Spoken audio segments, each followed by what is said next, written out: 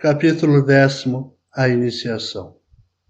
Ao dormir, logo entra Ivan ao seu lado. Espero que o jogo não lhe tenha cansado muito, diz Ivan bem-humorado. Você estava lá? Pergunta Felipe impressionado. Eu até ajudei no último gol, mas não atrapalhei o time adversário, explica o amigo espiritual. Então seremos parceiros de futebol? Fala Felipe. Negativo. Eu apenas dei uma mãozinha, ou melhor, um pezinho. Estava lá para prepará-lo para a aula de hoje. Vamos? Vão até a entrada do Colégio Allan Kardec. Ao pararem no portão, Felipe lembra-se do fim de semana anterior e olha para Ivan. Vá, entre primeiro. Estarei aqui esperando um amigo. Caso precise, chame. Felipe treme. Fica amarelo, branco, azul. Você está ficando com mais cores do que as flores do jardim. Brinca Ivan e explica com convicção. Não tenha medo. O caminho da evolução espiritual é sempre o da conquista da autonomia. Felipe entra. O pior que pode acontecer é eu morrer. E se morrer, já fico aqui. Pensa Felipe para criar coragem. Ao iniciar o caminho, sente uma paz intensa. As flores e o céu estão ainda mais belos do que da outra vez.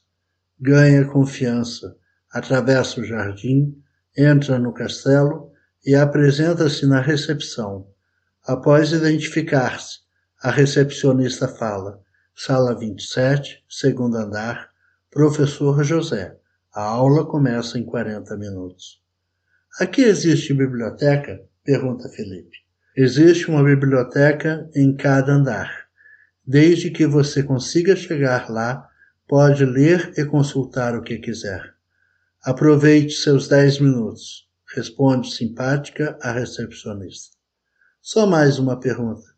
Que dia eu posso vir consultar a biblioteca? Pergunta Felipe.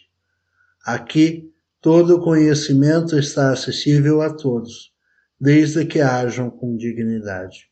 Funcionamos sempre. Atendemos espíritos de todos os continentes e visitantes de outros planetas. Estudamos desde a astronomia até a sociologia espírita, explica a recepcionista, que em seguida diz: após a aula de hoje, você receberá todas as instruções e desde que, diz com ênfase, mantenha seu programa de espiritualização, poderá escolher os próprios cursos e vir aqui todos os dias. Felipe está exultante. Poderá estar por ali sempre que quiser, pensa. Sim, certamente. Vá conhecer a biblioteca. Fica no fim deste corredor. Respondeu a atendente. Felipe a olha com espanto. Aqui nós também aprendemos a ler pensamento, explica sorrindo. Felipe agradece e vai conhecer a biblioteca. Caminha rapidamente. Ao abrir a porta, para impressionado. Como aquilo seria possível? Nunca viu uma biblioteca tão vasta. A iluminação de cada seção é diferenciada e os livros também. Deve ter umas 3.000 pessoas ou mais, gente de todos os lugares do mundo e de todas as épocas. Alguns jovens vestem-se como essênios, outros romanos, egípcios. Nas prateleiras, livros diferentes, pergaminhos, papiros, livros comuns, eletrônicos. Como pode tudo aquilo? Pergunta-se ao caminhar entre os livros. Lembra-se do Ivan e ele lhe explicará tudo.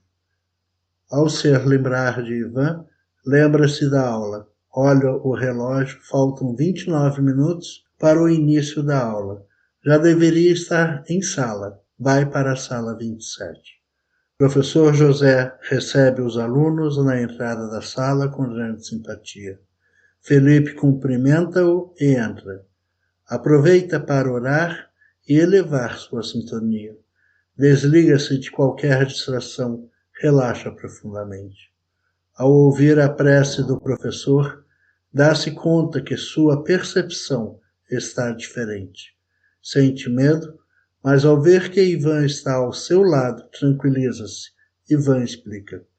Os poderes do espírito são quase ilimitados.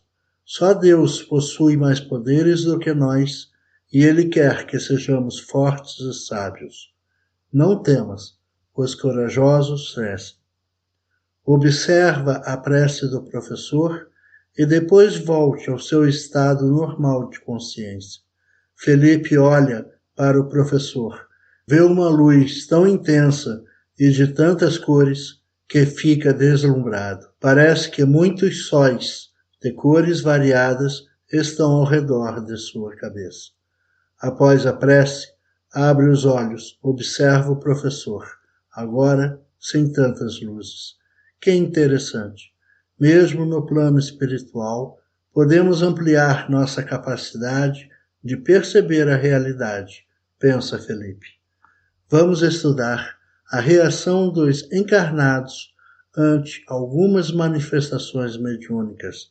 Nosso tema de hoje, o medo de nossos fantasmas interiores.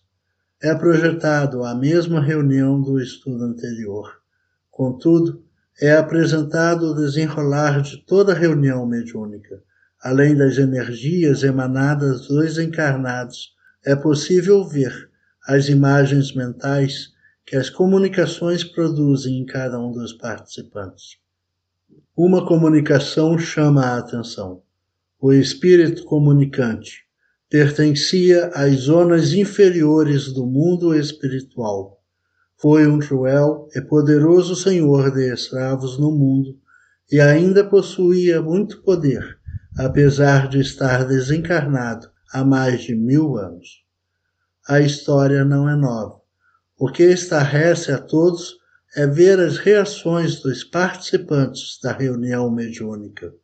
O pavor, apesar de disfarçado externamente, é inegável. A presença daquele espírito evoca lembranças e sentimentos que os encarnados querem esquecer, mas não conseguem, pelo menos não no nível espiritual. Após a projeção, o professor afirma: teremos uma experiência que desvelará para nós a intimidade de uma pessoa. É imperioso agir com ética no trato com os fenômenos mediúnicos. Quem não souber respeitar com dignidade e com discrição a intimidade do outro, não será aceito nos trabalhos com os bons espíritos. Peço respeito e atenção. Realizaremos uma regressão de memória em um dos médiuns da reunião. Vocês podem, telepaticamente, enviar perguntas.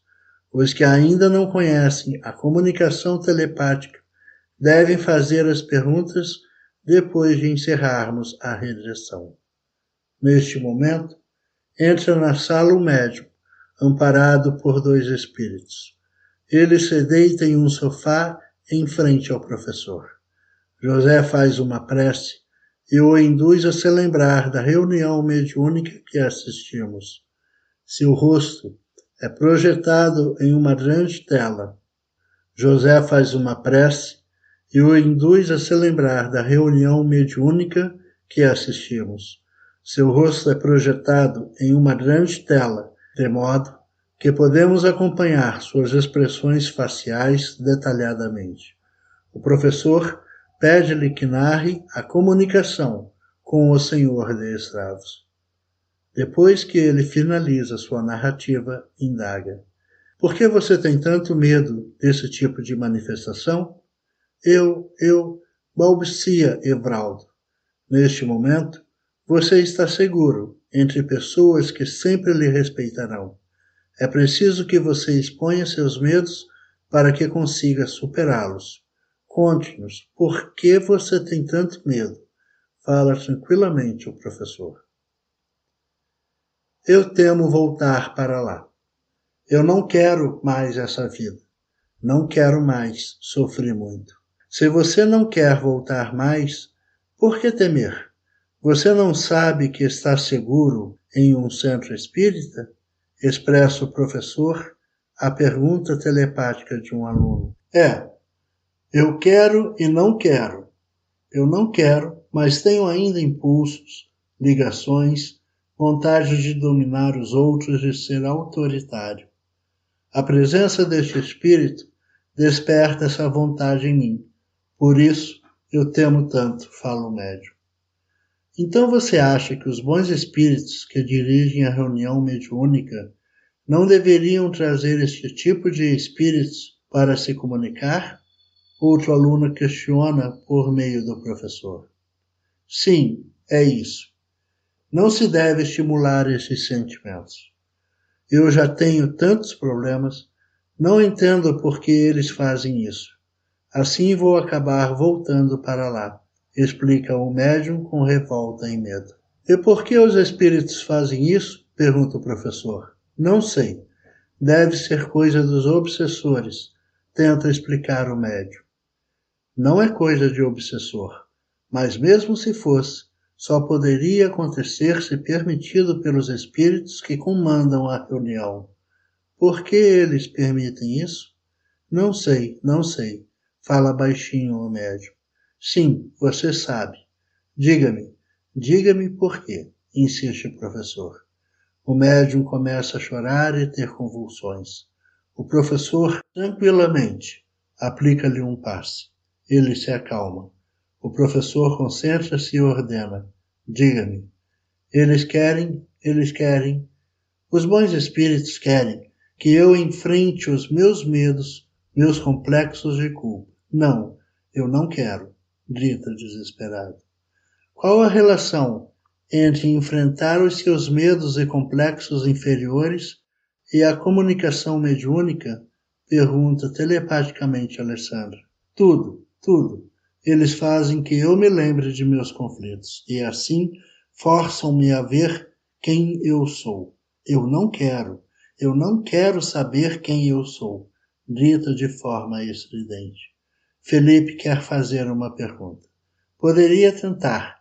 Nunca tinha feito uma pergunta telepática em uma situação como aquela. Concentra-se.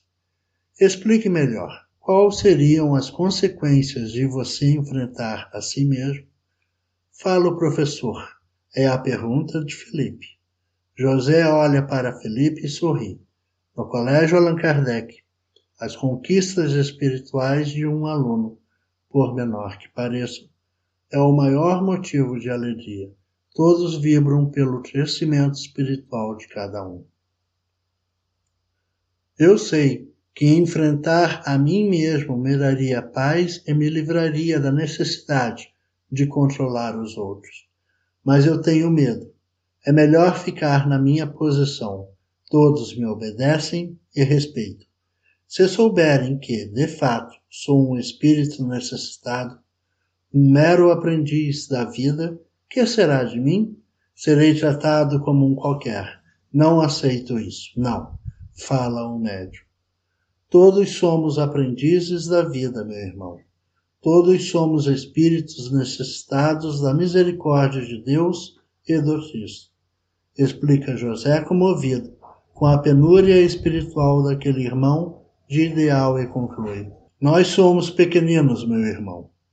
Só nosso mestre e nosso pai são verdadeiramente grandes e eles tanto nos amam que aceitam nossa pequenez e nos aguardam para o futuro glorioso de paz e felicidade imperecíveis.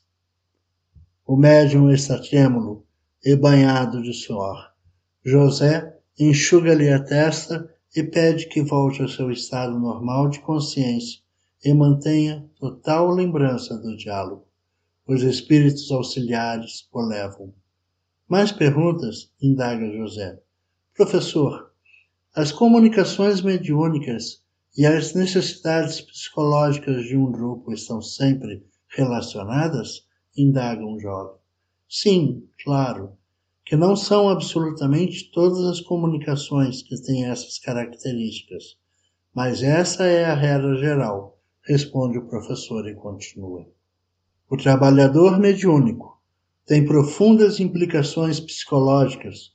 As comunicações refletem não apenas o socorro aos espíritos desencarnados e o alívio aos encarnados. São mensagens vivas sobre aquilo que deve ser enfrentado e transformado no íntimo dos participantes. Por isso, o medo de determinado tipo de comunicação não deve ser encarado com desculpismo, mas com humildade e coragem, com enfrentamento íntimo. Alessandra levanta a mão e comenta: esse é o motivo do medo da mediunidade? Sim, o medo de conhecer se explica, mas não justifica o medo da obra de Deus. Fala José bem-humorado. Não é justificável o medo dos espíritas em relação à comunicação mediúnica. Uma reunião mediúnica bem conduzida será sempre um convite ao autodescobrimento, à espiritualização. Alguns temem e se afastam, outros temem e tentam limitá-las segundo seus medos e sua ignorância. É preciso ter muita misericórdia com estes companheiros que fogem da luz para se manterem nas trevas. A situação deles após o desencarne é deplorável. A compreensão das fraquezas do outro e a coragem de sermos autênticos e verdadeiros têm que estar alinhadas. A mediunidade é a janela que Deus nos concede para apreciarmos as infinitas belezas da criação, inclusive a nós mesmos. Coitados dos que não a dignificam. Todos estão impressionados. Nunca tinham ouvido uma reflexão tão profunda sobre o medo das próprias imperfeições está relacionado com o medo da mediunidade. Para a maioria, mediunidade é apenas fenômeno, receber e conversar com espíritos. José relacionou o autoconhecimento, espiritualização e mediunidade. Quem isso entender terá compreendido um dos mecanismos mais importantes da evolução no universo. Comunicamo-nos para nos conhecer melhor e nos espiritualizar. O professor pede que se formem duplas para comentar os medos de cada um relacionados à mediunidade. Felipe fica com uma jovem simpática chamada Lani. Apresentam-se e Felipe inicia. Meu maior medo é ser recriminado pelos amigos. Eles sabem que eu sou espírita, mas não sei como reagiriam se contasse o que ocorre comigo. E como você pretende resolver isso? Pergunta Lani. Ainda não sei bem. Acho que estudando a doutrina espírita e tendo uma vida equilibrada, terei cada vez mais coragem e, no momento certo, enfrentarei as críticas dos que não conhecem a realidade espiritual. É uma ideia excelente. Só acrescentaria um exercício de autoconhecimento. Aqui tem um curso inteiro sobre autoconhecimento, comenta Lani. Que interessante, vou fazer, diz Felipe e pergunta. E você, que medo enfrenta? Ah, meu medo é parecido com o seu. O que eu temo são meus pais. Eles são catolicíssimos e se sonharem que sou espírita e médium, me matam, fala Lani triste. Aí você vem para cá, brinca Felipe. Não é má ideia, mas tem que ser na hora certa, completa a amiga. E o que você pretende fazer? No momento, rezar e esperar. Acho que o diálogo vai ser muito, muito difícil. Estou com 12 anos. Logo que entrar na faculdade e começar a trabalhar, vou falar com eles. Tenho uma tarefa na área mediúnica. Vou psicografar livros infantis que ensinam as crianças a não temer a mediunidade. Se necessário, terei que morar sozinha ao concluir a faculdade, se eles não aceitarem a minha tarefa mediúnica. Mas torço que eles possam entender a minha missão na Terra e assim ficaremos todos juntos. Lani fala com um brilho de esperança no olhar. Felipe sorri de admiração por aquela jovem de 12 anos. Neste instante, o professor pede para cada um desenhar a dificuldade e a maneira que encontrou para superá-la. Os desenhos são apresentados em um grande painel. A atividade artística é sempre empolgante. A tarefa da semana é ajudar, quando desdobrados, as pessoas com quem conversou. O professor pede silêncio e prece. É o momento final do curso. Foram 3 semanas de intenso aprendizado e vivência equilibrada. José avisa, nosso diretor irá se comunicar. Felipe, concentrado e em oração, sente-se leve. Mais uma vez sua percepção se amplia. Ele vê Ivan ao seu lado, que lhe diz telepaticamente: fiquemos em silêncio, ore. É um momento importante. Felipe nunca viu Ivan tão compenetrado. Silencia e ora. Após uns 15 minutos, sente que a sala desaparece e vê uma cena que se passa em outro lugar. Eurípides Barçanufo, Bezerra de Menezes, Leon Denis, Caibar Schutt e muitos outros espíritos estão reunidos. Eurípides olha para Felipe com imensa ternura e lhe estende a mão. Felipe treme intuitivamente, sabe que aceitar aquela mão estendida significa assumir um gravíssimo compromisso. Fica paralisado. Ivan, calado, tudo observa sem interferir. Felipe ora. Sente-se envolvido pelo amor do Cristo. Estende sua mão que toca a mão de Eurípides, que está aberta à sua espera. Estranha energia percorre seu corpo. Ele ouve uma voz meiga e forte que lhe diz: muitos são os chamados, poucos os escolhidos. Seja bem-vindo como fiel discípulo do Cristo. Estejamos juntos até o fim dos tempos. Felipe retorna ao seu estado de consciência normal. Está envolvido por imensa luz. É o sinal dos que aceitaram o convite de Eurípides Barçanufo. Ivan abraça-o, choram de emoção. Seremos amigos e estaremos juntos, nesta e nas encarnações seguintes.